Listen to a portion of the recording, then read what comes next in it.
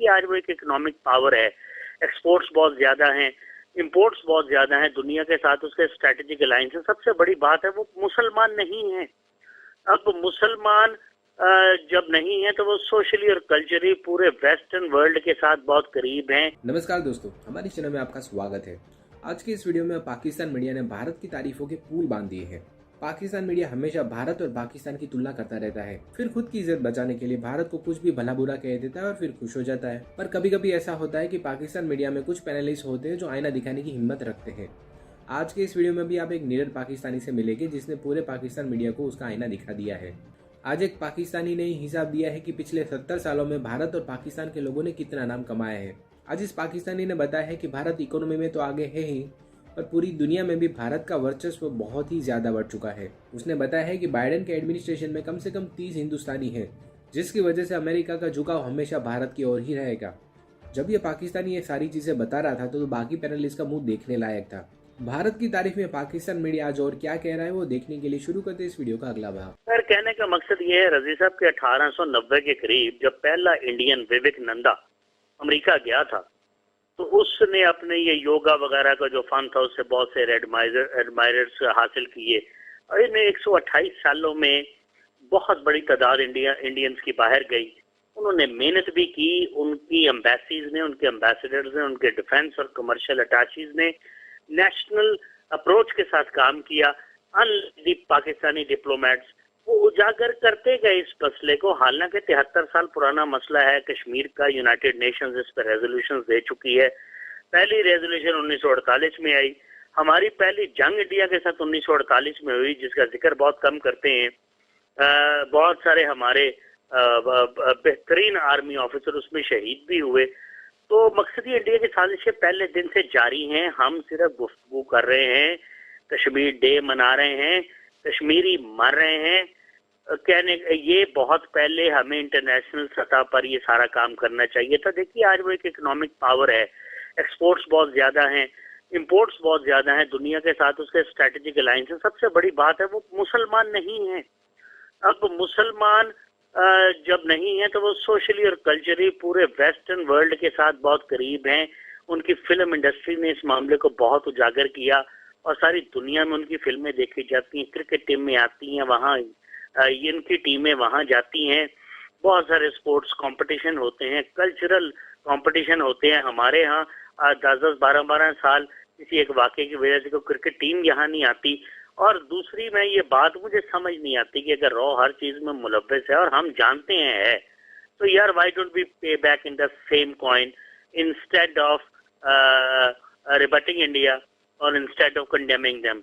तो अब ये किसकी जिम्मेदारी है ये मैं नहीं जानता। जब तक हम सिर्फ उनकी ये बात करते जाएंगे कि जी रॉ मुलव्वस है और हम खुद कोई एक्शन नहीं लेंगे जिस तरह इंडिया लेता है, जिस तरह दहशतगर्दी उसके बलूचिस्तान में, केपी में, पंजाब और सिंध में फैलाई। इनके परवरदा लीडर आज भी लंदन में पनाह लिए हुए हैं। तो डायस्पोरा इनका बड़ा एक्टिव है। कई मैंने यूरोप के शहरों में गांधी के मुजस्मे देखे हैं। अब ये बाइडेन एडमिनिस्ट्रेशन देखे, उनके 25 से 30 लोग बड़ी कलीदी पोजीशंस के ऊपर हैं। हमारे 2-3 लोग हैं, ज्यादा से ज्यादा 4 होंगे। अब कलीदी पोजीशंस में जो लोग होंगे व्हाइट हाउस के अंदर बैठे होंगे, यकीनन वो अमेरिकन पॉलिसी को उनके हक में मोल्ड करेंगे। दूसरी बात है बहुत बड़ी मार्केट है, हमसे 8 गुना बड़ी मार्केट है। दुनिया यहाँ कारोबार करती है और मुनाफकत से काम भी ले रही है। बैरूनी दुनिया इनका दोहरा चेहरा भी है, दोहरा मयार भी है। बाकी कसर 9/11 ने पूरी की और मुसलमानों का जिस तरह नाम आता गया 18-20 साल ये हर दहशतगर्दी में मुलव्वस हैं। कईयों के ताने बाने पाकिस्तान से जुड़ते रहे। कई जगह ये बातें ठीक थी, कई जगह ये प्रोपेगेंडा किया गया। मीडिया जो है आपका वो स्वाय कौमी असेंबली की लड़ाई दिखाने के उसके पास काम कोई नहीं, फ्लैश कर रहा है नॉन इश्यूज को। उनका मीडिया जो है उसकी आउटरीच दुनिया में बहुत ज्यादा रजी साहब। उनका मैंने कहा डिप्लोमेट भी काम करता है, उनका डायस्पोरा भी काम करता है। जो उनके तारकीन वतन है उनकी तीसरी नस्ल वहाँ जवान हो चुकी है। नेशनलिज्म बहुत ज्यादा है, अपने मुल्क से मोहब्बत करते हैं। ज़र मुबादला भी बड़ी अच्छी तादाद में मुल्क के अंदर भेजते हैं। हमारे यहाँ ये चीजों में कमी है। अगर कोई ज़रा मुबादला भेजना चाहे तो उस पर इतनी कटघन लगा देते हैं कि या वो हुंडी के जरिए भेजता है या वो यहाँ भेजता ही नहीं, या वो जमीनें खरीदते हैं, यहाँ पे तो कब्जे हो जाते हैं। यहाँ कोई एक मसला नहीं है, ये सारे मसले वो हैं जिसमें आपको पाकिस्तानी तारकीन वतन को एक्टिव करना पड़ेगा, उन्हें एम्पावर करना पड़ेगा, उन्हें वोटिंग राइट देने पड़ेंगे, रिप्रेजेंटेशन होगी असेंबलीज में, वो आते जाते रहेंगे, वो खुशहाल होंगे, कश्मीर का मसला ज्यादा बेहतर उजागर करेंगे। आपकी और मेरे सुबह जुलूस निकालने से अगर तो CNN इसको कवर करे, BBC करे तो बिल्कुल, अगर हम ही ने कवर कर लिया और हम ही ने खबर दे दी तो आप मुझे बताइए कितने मुल्कों में खबर हाईलाइट होगी। Please be realistic now. अब हर 73-74 साल से हम just spelling out the rhetoric. कश्मीरियों ने शुरू में हमारा साथ ना दिया, चलिए कोई बात नहीं। अब जिसमें ब्रिगेडियर साहब कह रहे हैं, दुरुस्त फरमा रहे हैं, डेमोग्राफी को वो चेंज करने की कोशिश कर रहे हैं। मुझे लगता है कि वो मर्दमशुमारी को आगे कर देंगे 2-4 साल, तब तक डेमोग्राफी को वो चेंज करने की पूरी कोशिश करेंगे। और ये जो तनासुब है मुसलमानों को, इसको कम करने की कोशिश करेंगे। वैली में इसको 70% तक लाएंगे, जम्मू के अंदर इसको मेरे ख्याल है 68 या 70 से लेकर 50 से नीचे लाएंगे। सिख अभी किसानों के रूप में तो सामने आ रहे हैं, क्योंकि किसान है बहुत ज्यादा सिख इस पंजाब में। हमारी तो उम्र ही 73 साल है। 73 साल में पहले 10 साल लग गए लूट मार में और 6 वज़ीर आज़म को हटाने में और जाली सेटलमेंट क्लेम हासिल करने में। फिर आ गए मार्शल लॉ, और उसके बाद ये जो जमहूरी हुकूमतें, इनकी करतूतें आप देख लें। ये असेंबली से एक बिल नहीं पास हो रहा, करोड़ों रुपए का असेंबली के बिल का खर्च आता है असेंबली के सेशन का, और बाइकआउट करके घर चले जाती है। ये कोरम की निशानदेही हो जाती है, TADA ने मिलते रहते हैं। यार यहाँ क्या हो रहा है? क्या इन असेंबलियों को करना है जहाँ बिल पास नहीं हो सकता? हुकूमत को भी नहीं पता कि अगर इतनी दलील अक्सरियत के साथ वो हुकूमत करेगी तो कोई बिल पास नहीं होगा। What service are they doing to the nation? ये आप मुझे बताइए। सवाल बजाय इसके मैं वो रट्टा मजमून पढ़ दूं। शायद इसको दूसरे सेगमेंट में डिस्कस करते हैं कि ये कौमी असम्बली में अगर इसी तरह इजलास मुलतवी होना है तो इसका क्या है। इसमें जरा कश्मीर को समेट लें। भट्टी साहब, अरसलान भट्टी साहब, जो हालात चल रहे हैं मुझे लगता है मशरकी पंजाब में आपकी जमीनें रिकवर होने का वक्त आ गया। वैसे अरसलान भट्टी साहब रईस साहब देखें, कश्मीर का जो मामला है ना, वो उसको हमने 73 सालों में उस सीरियसनेस के साथ नहीं लिया, उस संजीदगी से नहीं लिया जिससे हमें लेना चाहिए था। हमने दावे तो बहुत किए कि हम सपोर्ट करेंगे, मॉरली भी, डिप्लोमेटिकली भी, उसके साथ साथ हम ये भी करेंगे कि हम खामोशी इख्तियार करेंगे। हमारे से तो जुमे के दिन खामोशी भी इख्तियार नहीं की गई। अब जो भारत है वो शतरंज में देखें, शतरंज में वो शख्स जीतता है जो जरा शातिर होता है या जिसकी चालें शातिर होती हैं। तो हमारे साथ यही कुछ हो रहा है कि हम तो बड़ा, एक बात तो तय है कि कश्मीर देर या बदेर वो कश्मीरियों ने ले लेना है उनसे। ये नहीं हो सकता कि वो ना लें। स्ट्रगल उनकी लंबी हो सकती है, मजीद उन्हें कई दिहाइयां लग सकती हैं, लेकिन ले उन्होंने लेना है। लेकिन उसमें उनका सारा जो होगा, उनका हाथ उनका होगा।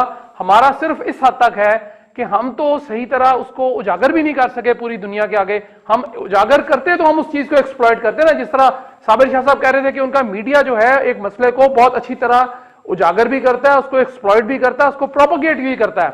हम ये तीनों काम नहीं कर सके।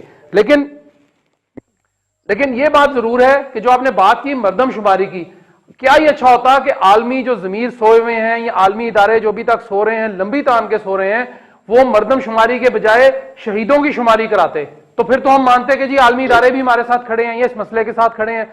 उनका भी दोगलापन है, दोगला चेहरा है, दोहरा म्यार है, दोहरे चेहरे हैं उनके, आगे पीछे, आगे कुछ बताते हैं, पीछे कुछ जाके बात करते हैं। लेकिन हमें कम से कम ये चाहिए कि हम पूरी कौम, बहैसियत कौम, अगर हम बन गए पाकिस्तानी तो हम बहैसियत कौम, हम इतने जरूर असर रखते हैं कि हम कश्मीर का मसला बेहतर तरीके से कर सकें और बेहतर तौर पर उजागर करें, बेहतर तौर पर इसको प्रोपेगेट करें। हम इंडिया के खिलाफ बहुत भी कुछ कर सकते हैं, लेकिन न जाने हम क्यों नहीं करते। जब हमें पता है कि रॉ मुलविस है कश्मीर के अंदर, मर्दमशुमारी वो क्यों करा रहे हैं, वो बिल्कुल एक शैम है, फेक है काम।